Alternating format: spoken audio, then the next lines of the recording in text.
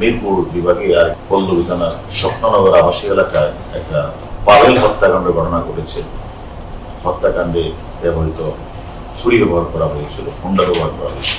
আমাদের টিম সিরাজগঞ্জ, বরগুনা, বরিশাল বিভিন্ন জায়গায় অভিযান চালিয়ে এই ঘটনার সাথে জড়িত যারা হত্যাকাণ্ডে ঘটিয়েছে, ছুরি দিয়ে আঘাত করেছে, এর মধ্যে ডিবি পুলিশ 3 জনকে আপনাদের গ্রেপ্তার করেছে এবং যে হোন্ডাটা ব্যবহার হয়েছিল সেটা হোন্ডাটা উদ্ধার হয়েছে। পাশাপাশি থানা পুলিশও তারাও বেশ কয়েকজনকে তারা গ্রেপ্তার করেছে। আমাদের মোটামুটি এখানে থানা পুলিশ এবং ডিবি পুলিশ মিলে মোটামুটি এই ঘটনার সাথে জড়িত এর ম্যাক্সিমামই গ্রেপ্তার করা হয়েছে এবং হোন্ডাটা আমরা উদ্ধার করেছি। এটা আসলে একটা পূর্ব শত্রুতা জেল ধরে আসলে চাঁদাবাজি, মাদক ব্যবসায়ীর ঘিরেই ঘটনাটি ঘটেছে।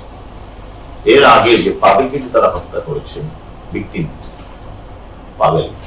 পাভেলও কিন্তু 22শে ডিসেম্বর অর্থাৎ ডিসেম্বর মাসে সেও কিন্তু ওই যে আসামি হাবিবকে একবার মারধর করেছে এবং সেই সংক্রান্ত একটা মামলাও কিন্তু বাড্ডা থানা রুজু হয়েছিল।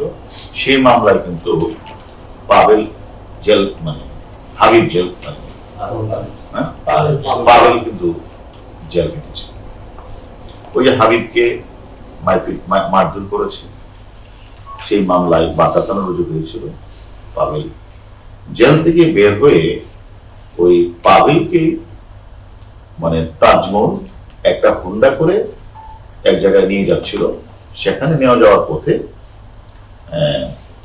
হানিফের যে ভাই হানিফ, তারপরে হাবিব, তার রাইহান, সুয়েল, বাচ্চারা মিলে তাকে ছুরি দিয়ে উপর দিয়ে আঘাত করে তারা মৃত্যু নিশ্চিত করে তারা ঘটনা থেকে পালিয়ে যায়। সে সংক্রান্ত আপনারা জানেন। তার ভিকটিমে পাভেলের ওয়াইফ, পাভেলের মা পারুল বেগম একটা পল্লবী থানায় মামলা করেছে।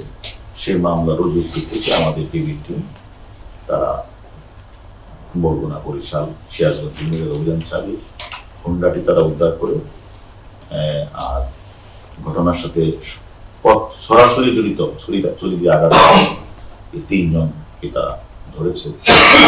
অন্যান্য আসামিদেরকে থানা পুলিশ গ্রেপ্তার করেছে। এই মামলাটা আমরা মোটামুটি বলা যায় যে যারা এই ঘটনার সাথে অপরাধের জড়িত ছিল সবাই গ্রেপ্তার হয়েছে।